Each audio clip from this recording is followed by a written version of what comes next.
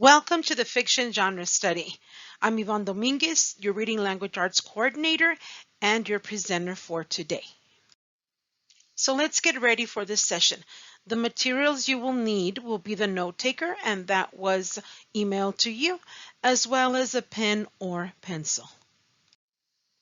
Get ready to embark in the world of fiction, a world of storytelling. Short stories are filled with emotions. The characters in them experience the ups and downs of the human condition, often in a dramatic fashion. And as we read along, we feel things too about the characters and ourselves. For those reasons, literature offers a gateway to social emotional learning, or SEL, in our classrooms. Some stories will make us cry, others will make us laugh. Some will do both, while others may lead us to wonder. The most memorable stories have the best plot, also known as the storyline. The best storylines leave us wanting more, want us to read on. We can't wait to see how the story unfolds. Memorable stories also have characters. We will meet different people, some we will like, some we will dislike, and others we can relate to because we are like them or know someone like them. Another thing that makes stories memorable is the overall message. Authors don't just write or write to simply entertain us. Their stories often have a message behind them. They want to teach us something about life. More specifically, if we look at these three, the plot, the characters, and the message, this leads us to the overall study of the elements of fiction: plot development, characterization, and theme.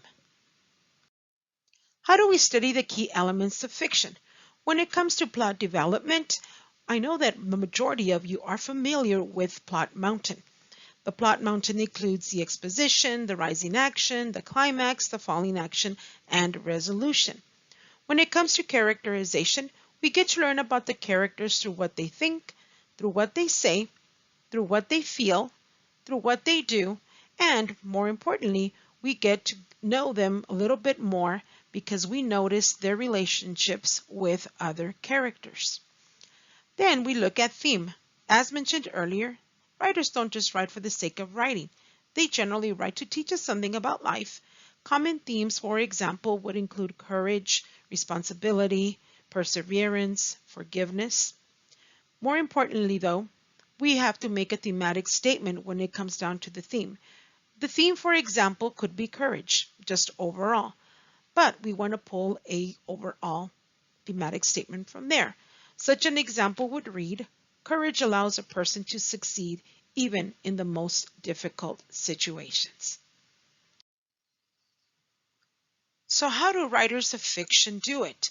How do they create their stories? Just like any other experts do it, they use their tools. We have an artist that may use a brush and paint. We have a mechanic that would use his wrench, basic tool, and we would have, for example, a cook with spoons and bowls.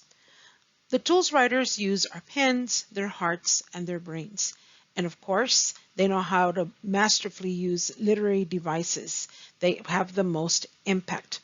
Writers know when to use certain language and devices to create a powerful story. So what do we call all that? It's as simple as author's craft. As students read and enjoy works of fiction, they will notice the plot development, the characterization, and the theme. The author's craft, simply defined, it's the powerful moves they make to engage readers and deepen their understanding of the text. Just a reminder, refer to your grade level pacing guide to review the student expectation, or the SC, for each of these elements. The rigor in each AC may vary from grade to grade. Students will also continue doing what good readers do. In this case, though, they are doing it with fiction. Good readers of fiction make connections, generate questions about the text to deepen understanding, make and correct and confirm predictions, create mental images, use context clues to clarify the meaning of words, and they also monitor their comprehension. What kinds of questions should we ask when it comes to plot development, characterization, theme, and author's craft? For that, let's review some of the STAR question stems for each. As I review them, notice the key academic vocabulary in each question, as well as noticing the thinking required to answer the question. Please be reminded that STAR asks level 3 and level 4 questions. At middle school, it is very rare that readers will come across a level 1 or a level 2 type question. As I review them, please feel free to stop the webinar if you want to take additional notes or take a closer look at the questions. Let's get started. Let's start at the sample question stems regarding plot. What are the events in paragraph 14 important to the plot? Which of the following best describe Eric's main conflict in the story? What is the main problem in the story? Which sentence suggests that Saying's main conflict in the excerpt will be resolved? The main role of Andy's art teacher in this story is to help. Paragraphs 1 through 3 are important to the story because they establish that Anthony, and the description of the father's return in paragraphs 1 through 4 is important to the excerpt because it.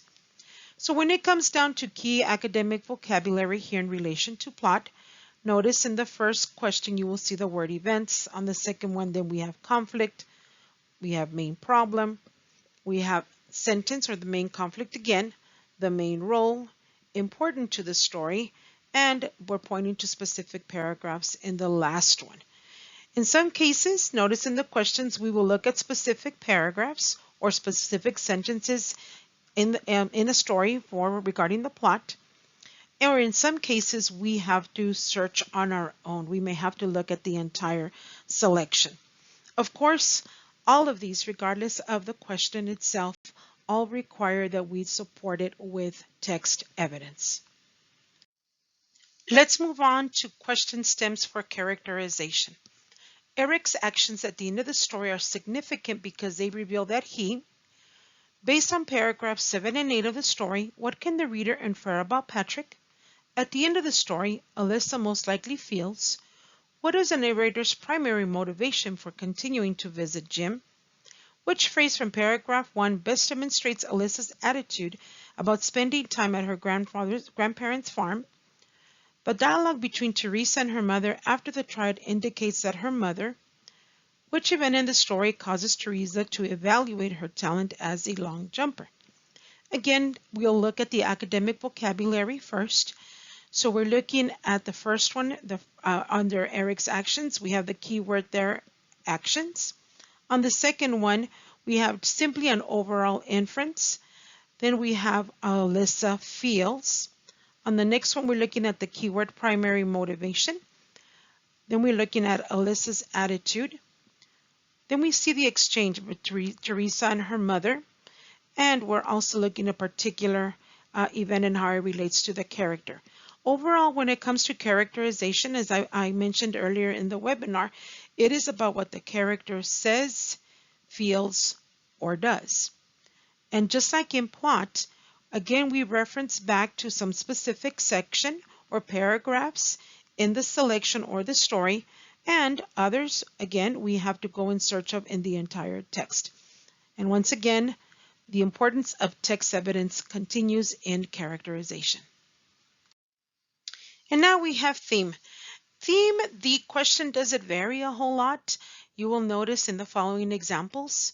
What is the main theme of the story? Which sentence from the story best expresses its theme? What is the primary theme of the story? The primary theme of the story centers on the importance of, and just like with plot and characterization, we would need to look for specific sections to support the answer overall. But for theme, it is very common that students would need to look at the piece as a whole. But again, going back, regardless of what the answer may be, we are looking for that text evidence. Now let's take a look at the author's craft type questions. Read this sentence from paragraph 14. Zach, normally as active as a fly in a donut shop, was on his stomach sleeping quietly. The author's use of a simile in the sentence conveys to the reader that Zach usually.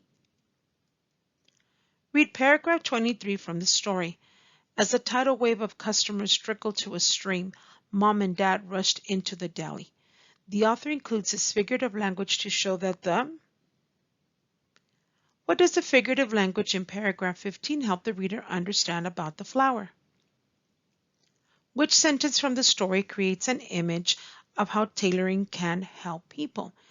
If you notice here in the author's craft, when it comes to the academic vocabulary, you have how an author used a simile or figurative language, or how they created an image. More importantly, students are given, in some cases, the actual simile, and they have to convey its overall meaning, as in the first two examples. In other cases, students have to find the figurative language, like the one for paragraph 15, in order for them to be able to answer that question. And it's the same case for that very last example. All in all, as they read fiction, students will continuously make inferences and show their understanding by providing text evidence for questions asked. Of course, as the teachers that you are, you will employ your best reading strategies and provide students with opportunities to read independently. As you launch into your fiction unit, use your best resources. Select your most intriguing grade level stories. We all have our favorites, and we hope that they become our students' favorites too. So some of the resources you have readily available to you include your textbook, My Perspectives. Then 2 free resources include Common Lit and ReadWorks. And some at your campuses, you subscribe to Scholastic Scope magazine. If that happens to be your campus, there's a lot of great stories in Scholastic Scope magazine. What I would like to point you to specifically is something that has been added in the last year or so, probably. It's called Fiction in a Flash. And so what that entails are pieces of fiction, naturally, but they're very short, maybe anywhere from a page to a page and a half long. So again, use and refer to your best resources. So how long will the fiction unit be? Just a gentle reminder, the unit starts on 8:16 and goes all the way through 9:10. What you want to think about is how many short stories will students get to enjoy? Remember, we do, I do, we do, you do. And again, it's important that we provide students opportunities to read independently and practice the skills that you teach them on their own. After that, you have the literary nonfiction unit. Stay tuned for a webinar on details or important information regarding literary nonfiction. I know that was fast and furious, but again, I want to honor your time. But I am here should you need me to follow up on anything, or you want something more specific, or you need additional support on anything that was shared today. So give me a call or a text or email me. Thank you for being part of this webinar. Have a great day.